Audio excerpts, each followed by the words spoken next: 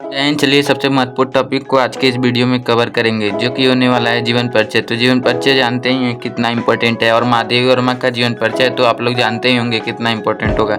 ठीक है, board exam 2023 और 2024 के लिए या 23 के लिए बहुत ही इंपॉर्टेंट है। ठीक है, 5 अंक का पक्का हो जाएगा, और सब्जेक्ट हिंदी है तो आप लोग समझ ही रहे होंगे। ठीक है, और जीवन परिचय शॉर्ट में भी लिख सकते हैं, पर उस लिखने से कोई फायदा नहीं होता है। ठीक है, तो महादेवी वर्मा का जीवन परिचय है। ठीक है, तो चलिए देखते हैं। तो सिद्धस के फर्रुखाबाद नगर में 24 मार्च 1907 ईस्वी में हुआ था। ठीक है, तो श्रीमती महादेवी वर्मा का जन्म कब हुआ था? तो 24 मार्च 1907 ईस्वी में हुआ था। और कहाँ पर हुआ था? तो फर्रुखाबाद नगर में।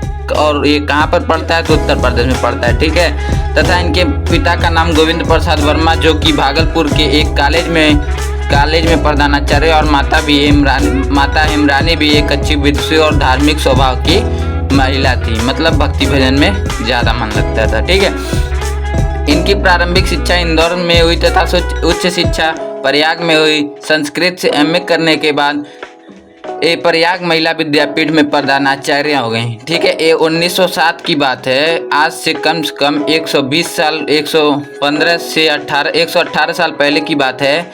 ये संस्कृत से एमए की उत्तीर्ण करने के बाद प्रयाग महिला विद्यापीठ में प्रधानाचार्य हो गई। इनका विवाह 9 वर्ष की आयु में ही रूपनारायण सिंह के साथ हो गया था। मतलब कि पहले ब्याह उसके बाद ये फाइनल हुआ, मतलब उल्टा हो गया है, पर कोई बात ना। इनके पति एक डॉक्टर थे, रूपनारायण सिंह एक डॉक्टर थे। ठीक है, वैचारिक साम्य न होने के कारण, वैचारिक मतलब विचार से, साम्य मतलब समानता न होने के कारण पति से अलग रहती थी। कुछ समय तक इन्होंने चांद्र नामक पत्रिका का संपादन किया और अपने वेदनाओं की उल्लेख इसी में किया है। ठीक है, चांद्र नामक पत्रिका से।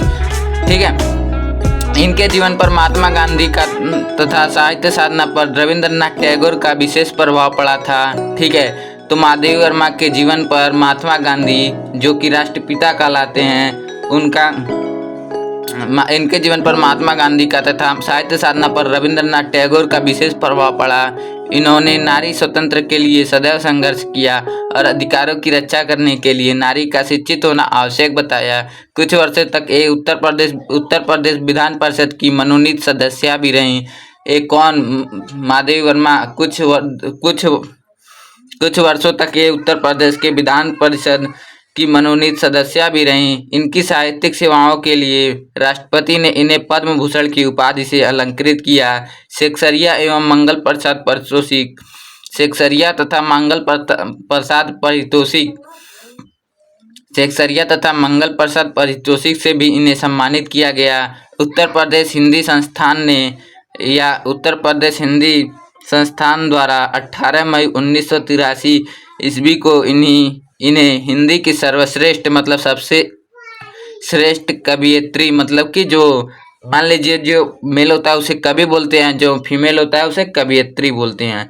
ठीक है, के रूप में भारत भारती पुरस्कार प्रदान करके सम्मानित किया गया। इन्हें नीरजा पर 500 रुपये का तथा यामा पर 1200 रुपये का पारितोषिक भी मिला था। ठीक है, तो ये जो नीरजा था इनका रचना, उस पे 500 रुपये का तथा यामा पर 1200 रुपये का पारितोषिक मिला था। ठीक है, ये प्रयाग में ही रहकर जीवन भर साहित्य साधना करती रही। ठीक है, और यहाँ पर जीवन भर साहित्य साधना करती रही। 11 सितंबर 1987 ईस्वी को ये संसार से विदा हो गई। यद्यपि आज ये हमारे बीच नहीं है, मतलब उपस्थित नहीं है, या उनका स्वर्गवास 11 सितंबर 1987 को हो गया, लेकिन इनके गीत काव्य प्रेमियों के मानस पटल पर सदैव विराजमान रहेंगे। ठीक है, तो इनके गीत काव्य ठीक है, तो रचनाएं देख लेते हैं। चूँकि आप लोग जानते ही हैं कि बिना रचना का तो जीवन परिचय अधूरा रहता है। ठीक है, तो महादेवी वर्मा जी की प्रमुख रचनाएं निम्न हैं। पहला है निहार, रश्मि, नीरजा, दीपशिखा, सांध्या गीत।